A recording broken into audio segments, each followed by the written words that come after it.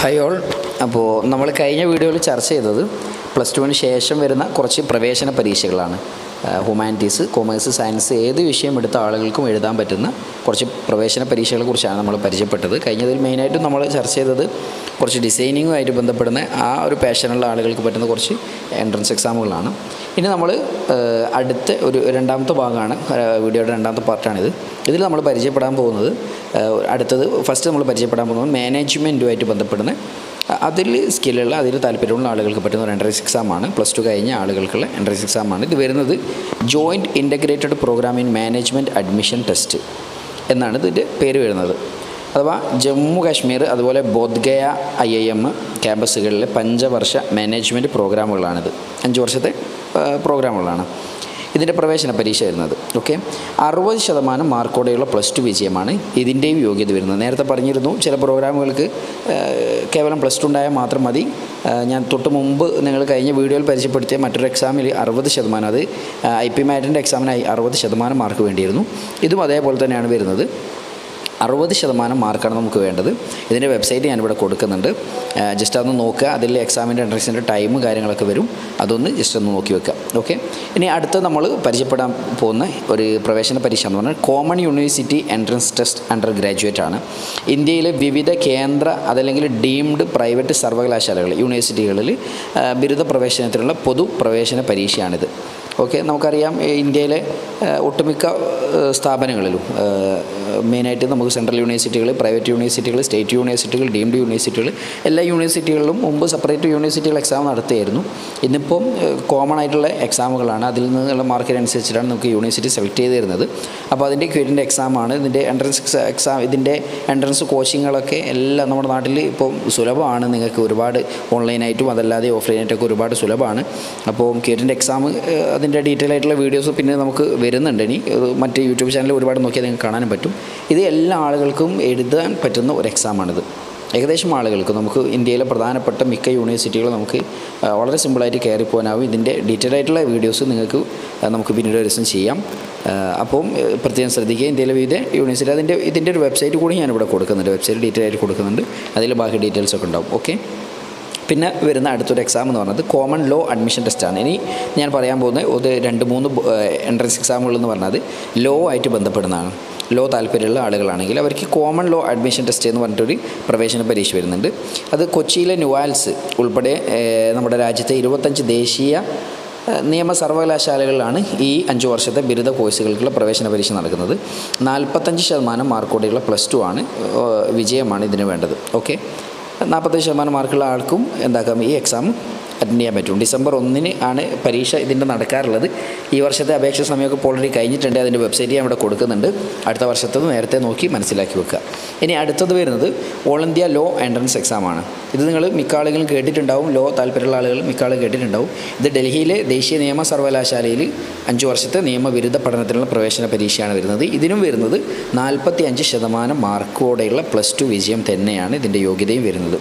ഇതിൻ്റെ എക്സാം നടക്കുന്നത് ഡിസംബർ 8 ഇപ്പോൾ എക്സാം നടക്കുന്നത്. അതിൻ്റെ ഇപ്പോൾ സമയം കഴിഞ്ഞിട്ടുണ്ട്. അതിൻ്റെ ഓൾറെഡി സമയമൊക്കെ കഴിഞ്ഞിട്ടുണ്ട്. ഇതിൻ്റെ വെബ്സൈറ്റ് കൊടുക്കുന്നുണ്ട്. ഇനി അടുത്ത എൻട്രൻസ് എക്സാം ഈ ലോ ആയിട്ട് ബന്ധപ്പെടുന്ന ആളുകൾക്ക്, പ്രത്യേകിച്ച് ഓൾ ഇന്ത്യ ലോ എൻട്രൻസ് ടെസ്റ്റൊക്കെ കുറച്ചുകൂടി വാല്യൂ ഉള്ളതാണ്. നല്ല ക്യാമ്പസുകൾ, നല്ല എക്സ്പീരിയൻസ് നിങ്ങൾക്ക് ഉണ്ടാവും. മസ്റ്റ് എക്സ്പീരിയൻസ് നിങ്ങൾ ചെയ്യേണ്ടതാണിത്. പറ്റുന്ന ആളുകൾ, ഈ ഫീൽഡ് താല്പര്യമുള്ള ആളുകൾ എന്തായാലും ട്രൈ ചെയ്യേണ്ട ഒരു എക്സാമാണ്. പറ്റുന്ന ആളുകൾക്ക് ട്രൈ ചെയ്യാം. ഇനി അടുത്ത് വരുന്നത് നമ്മുടെ കേരള നിയമ പ്രവേശന പരീക്ഷയാണ് നെക്സ്റ്റ് വരുന്നത്. ഞാൻ ആദ്യം പറഞ്ഞത് ഓൾ ഇന്ത്യ ലെവലാണ്.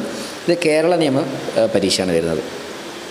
ഇതിൻ്റെ വരുന്നത് കേരളത്തിലെ 4 സർക്കാർ ലോ കോളേജുകളിലും മറ്റ് സ്വകാര്യ ലോ കോളേജുകളിലും 5 വർഷത്തെ ബിരുദ പ്രോഗ്രാമുകൾക്ക് പ്രവേശന പരീക്ഷയാണ് ഇത് വരുന്നത്. ഇതിൻ്റെയും 45% മാർക്കോടെയുള്ള +2 വിജയം തന്നെയാണ് മാനദണ്ഡം എന്ന് പറയുന്നത്. അതിൻ്റെ യോഗ്യത എന്ന് പറയുന്നത് അത് തന്നെയാണ്. ഇതിൻ്റെ വെബ്സൈറ്റ് ഞാനിവിടെ നിന്ന് കൊടുക്കുന്നുണ്ട്. കൊച്ചി ശാസ്ത്ര സാങ്കേതിക സർവകലാശാല, അലിഗഡ് മുസ്ലിം യൂണിവേഴ്സിറ്റി, അതുപോലെ Jindal law school, Symbiosis law school തുടങ്ങിയ സ്ഥാപനങ്ങളിലും വിവിധ പ്രവേശന പരീക്ഷകൾ വഴി ഇതുപോലെ തന്നെ 5 വർഷത്തെ നിയമ പഠനത്തിനുള്ള അവസരങ്ങളുണ്ട്. ഓക്കെ, ഇനി നമ്മളിപ്പോൾ തൽക്കാലം പറഞ്ഞത് ലോ ആയിട്ട് ബന്ധപ്പെടുന്ന കുറച്ച് എൻട്രൻസ് എക്സാമുകളാണ് പറഞ്ഞത്. ഇനി അടുത്ത് പറയാൻ പോകുന്നത് national council for hotel management joint entrance examination എന്ന് പറയുന്നതാണ്. ഹോട്ടൽ മാനേജ്മെൻറ്റ് ഫീൽഡൊക്കെ താല്പര്യമുള്ള കുട്ടികളാണെങ്കിൽ നിങ്ങൾക്ക് മസ്റ്റ് ട്രൈ ആണ്. National council for hotel management and catering ടെക്നോളജിയുടെ അംഗീകാരമുള്ള വിവിധ സ്ഥാപനങ്ങളിൽ 3 വർഷത്തെ BSc hospitality and hotel administration പ്രോഗ്രാമിനുള്ള പ്രവേശന പരീക്ഷയാണ് ഈ പറഞ്ഞത്. ഇതിൻ്റെ യോഗ്യത എന്ന് പറഞ്ഞാൽ +2 ജസ്റ്റ് പാസ്സാണ്. ഇതിന് നിങ്ങൾ മാർക്കിൻ്റെ വിഷയമൊന്നും വരുന്നില്ല. ജസ്റ്റ് +2 പാസ്സായ ആളുകൾക്കൊക്കെ ഇതിൻ്റെ വെബ്സൈറ്റ് അവിടെ കൊടുക്കുന്നുണ്ട്. ഈ എൻട്രൻസ് എക്സാം ഒന്ന് അറ്റൻഡ് ചെയ്ത് നോക്കാൻ പറ്റുന്നതാണ്. ഓക്കെ. പിന്നെ അടുത്തത് വരുന്നത് national common entrance test NCET. നിങ്ങൾ കേട്ടിട്ടുണ്ടാവും, മിക്ക ആളുകൾ കേട്ടിട്ടുണ്ടാവും. National council for teacher education, അതിന് കീഴിലുള്ള 4 വർഷത്തെ ഇൻ്റഗ്രേറ്റഡ് ടീച്ചർ എഡ്യൂക്കേഷൻ പ്രോഗ്രാമിലേക്കുള്ള എൻട്രൻസ് എക്സാമാണിത്. ഇത് regional institute of education, central അല്ലെങ്കിൽ സ്റ്റേറ്റ് സർവകലാശാലകൾ, യൂണിവേഴ്സിറ്റികൾ, ഡീംഡ് പ്രൈവറ്റ് യൂണിവേഴ്സിറ്റികൾ തുടങ്ങിയവയിൽ BA, B.Ed, BCom, B.Ed ഉൾപ്പെടെയുള്ള പ്രോഗ്രാമുകളിലേക്കാണ് ഇതിൻ്റെ പ്രവേശന പരീക്ഷ എന്ന് പറയുന്നത്. ഇതിൻ്റെ വെബ്സൈറ്റ് ഇവിടെ കൊടുക്കുന്നുണ്ട്. ടീച്ചിങ് ഫീൽഡ് താല്പര്യമുള്ള ആളുകളാണെങ്കിൽ +2 കഴിഞ്ഞ ഉടനെ തന്നെ നിങ്ങൾ ടീച്ചിങ് ഫീൽഡിലേക്കാണ് പോകേണ്ടതെങ്കിൽ മസ്റ്റാണ് നിങ്ങൾ NCETൻ്റെ എക്സാം ഒന്ന് അറ്റൻഡ് ചെയ്ത് നോക്കാം. എന്നിട്ട് കിട്ടുമോ ഒന്ന്, ചിലപ്പോൾ ഫസ്റ്റ് ട്രയലൊന്നും കിട്ടിയെന്ന് വരില്ല, നിങ്ങൾ വീണ്ടും ട്രൈ ചെയ്തുകൊണ്ടിരിക്കുക. ഓക്കെ. ഇനി അടുത്തത് വരുന്നത് national defence academy and naval academy. അതിൻ്റെ ഒരു പ്രവേശന പരീക്ഷ വരുന്നുണ്ട്. നിങ്ങൾക്കറിയാലോ, യൂണിഫോം ജോബാണ് വരുന്നത്. നിങ്ങൾക്ക് ആ സിവിൽ മേഖലയിൽ വർക്ക് ചെയ്യാൻ, ഇപ്പോൾ മിലിറ്ററി പോലെയുള്ള മേഖലയിലൊക്കെ വർക്ക് ചെയ്യാൻ, നേവി ഒക്കെ, കരസേനയിലും നാവികസേനയിലൊക്കെ വർക്ക് ചെയ്യാൻ താല്പര്യമുള്ള ആളുകൾക്ക് പറ്റാവുന്ന ഒരു എക്സാമാണിത്. ആർമി, നേവി, എയർഫോഴ്സ് വിങ്ങുകളിലേക്കുള്ള ഒരു പ്രവേശന പരീക്ഷ അതാണ്. ഓക്കെ. +2 ഏത് വിഷയം എടുത്ത് പഠിച്ച ആളുകൾക്കും ഞാൻ ഈ പറഞ്ഞ എല്ലാ എക്സാമുകളും, ഞാൻ മുകളിൽ പറഞ്ഞ എല്ലാ എക്സാമുകളും നിങ്ങൾ സയൻസ് ആണെങ്കിൽ ഹ്യൂമാനിറ്റീസ് ആണെങ്കിൽ മാത്രം എഴുതാൻ പറ്റുന്നതല്ല. നിങ്ങൾ ഏത് സ്ട്രീം എടുത്ത ആളുകൾക്കും പറ്റാവുന്ന എക്സാമുകളെക്കുറിച്ചാണ് നമ്മളിവിടെ പരിചയപ്പെട്ടുകൊണ്ടിരിക്കുന്നത്. ഇതും അങ്ങനെ തന്നെയാണ്. ഇത് +2 ജസ്റ്റ് ഒന്ന് പാസ്സായാൽ മതി. ഇതിന് മാർക്കിൻ്റെ ബേസ് ഒന്നും വരുന്നില്ല. അതുപോലെ പെൺകുട്ടികൾക്കും അപേക്ഷിക്കാൻ പറ്റുന്ന ഏരിയയാണ്. മറ്റുള്ളത് നിന്ന് വ്യത്യസ്തമായി ഇത് പെൺകുട്ടികൾക്കൊന്ന് പ്രത്യേകം എടുത്തു പറയാനുള്ള കാരണം ഈ നേവി ഫോഴ്സുകളുടെ ജോലി, എയർഫോഴ്സ്, ആർമി പോലത്തെ ഏരിയ ആയതുകൊണ്ട് ചിലപ്പോൾ പെൺകുട്ടികൾക്ക് ഡൗട്ട് ഉണ്ടാവും അവർക്കിത് പറ്റുമോ എന്നുള്ളത്. അതുകൊണ്ടാണത് പ്രത്യേകം മെൻഷൻ ചെയ്തത്. പെൺകുട്ടികൾക്കും അപേക്ഷിക്കാൻ പറ്റുന്നതാണ്. അതിൻ്റെ വെബ്സൈറ്റ് കൂടി ഞാനിവിടെ കൊടുക്കുന്നുണ്ട്. ഓക്കെ. ഇനി മറ്റു കുറച്ച് പരീക്ഷകളുണ്ട്. അത് ഞാൻ ഡീറ്റെയിൽ ആയിട്ട് അടുത്തൊരു ചെറിയ വീഡിയോയിലൂടെ നിങ്ങളായിട്ട് പങ്കുവെക്കാം. ഓക്കെ. എല്ലാവരും വീഡിയോ കൃത്യമായിട്ട് കേട്ടിട്ടുണ്ടാവുന്നു, മനസ്സിലാക്കുന്നു. ഞാൻ പറഞ്ഞതിനേക്കാൾ കൂടുതൽ ഡീറ്റെയിൽസ് വേണമെങ്കിൽ ഞാൻ ഒരു ബേസിക് ഡീറ്റെയിലാണ് പറഞ്ഞത്. കൂടുതൽ ഡീറ്റെയിൽസ് വേണമെങ്കിൽ ഞാൻ കൊടുക്കുന്ന വെബ്സൈറ്റുകളൊക്കെ, വീഡിയോയിൽ കൊടുത്ത വെബ്സൈറ്റുകളൊക്കെ ഒന്ന് കയറിയിട്ട് ചെക്ക് ചെയ്യാം. അത് നിങ്ങൾക്ക് പറ്റില്ലെങ്കിൽ നിങ്ങളുടെ കൂട്ടത്തിലുള്ള ആളുകൾ, താല്പര്യമുള്ള ആളുകളുടെ അവർക്കൊക്കെ ഒന്ന് ഷെയർ ചെയ്ത് കൊടുക്കുക. ഓക്കെ. Thank you. അടുത്ത വീഡിയോയിലൂടെ വീണ്ടും കാണാം.